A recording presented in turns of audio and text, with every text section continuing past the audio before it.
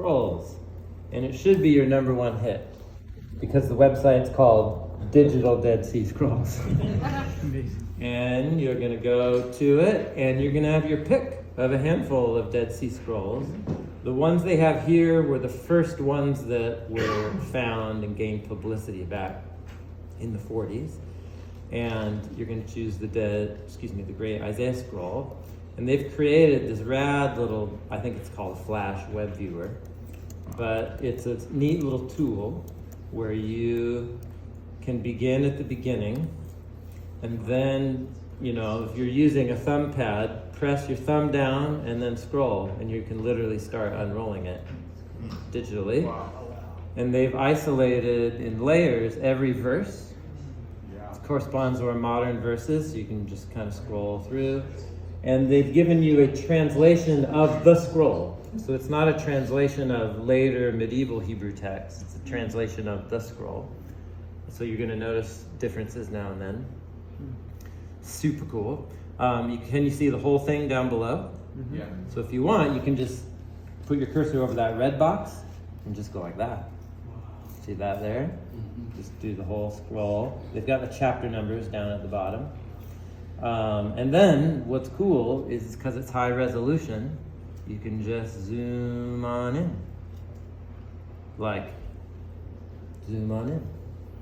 So this is leather, it's animal skin, so it's parchment. It's not like papyrus, reed, grass mashed into paper. It's animal leather.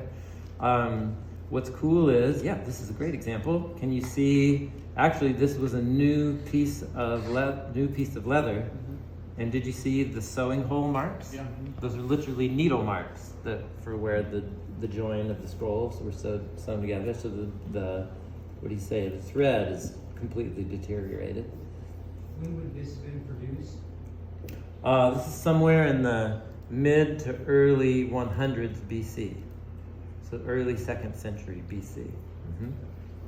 Mm-hmm. So the story of the Dead Sea Scrolls, how they were found, how they discovered more of them, it's an amazing, amazing story. It revolutionized so many fields in biblical studies for lots of different reasons. One thing that's cool is there were 2 scribes who worked on this scroll, one who did draft 1, and then a corrector came and corrected, mistakes or gaps, and their handwriting styles are different. And you can zoom in. Here's a great spot. You can just see it.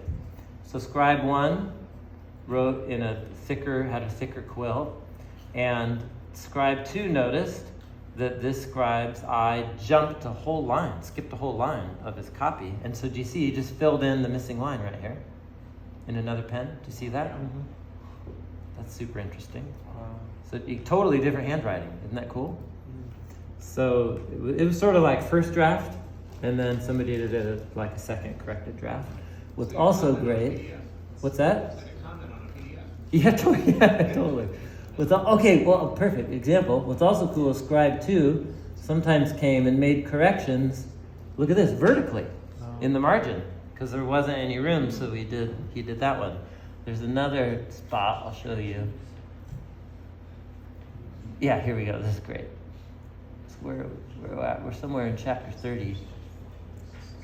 Do you see this correction? He started correcting, so scribe 2 corrected, and then he was like, oh, dang it, I ran out of room, so I'll go vertical right there. Isn't that fantastic? We can all relate to that. Yeah, you've written the card, and you're like, oh, I got it. It's just like some things are universal, you know what I mean? Anyhow, so this is the oldest version of the Isaiah text. And so you can compare it to the old Greek translation that would have been made from a parent Hebrew text around the same time period, but down in Egypt, most likely.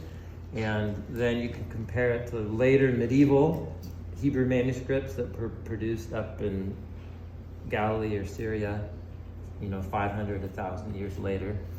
And so this is the work of textual criticism of the Hebrew Bible. And there are differences, some of them significant, many of them, most of them not significant, but they are all interesting. And there you go. So this was a topic of great interest to me. Just the formation of the Hebrew Bible and manuscript history, and I lived and breathed and thought about it for a lot of years. Wrote a dissertation on the book of Ezekiel, comparing the old Greek translation to all the different Hebrew manuscripts, and because there are a lot of insignificant differences, but there are a lot of very significant ones, and they're so interesting. Really, really interesting. Nothing that anybody should be afraid of, but everything that everyone should be excited about, right? You know what I mean? Get a guy talking about his dissertation.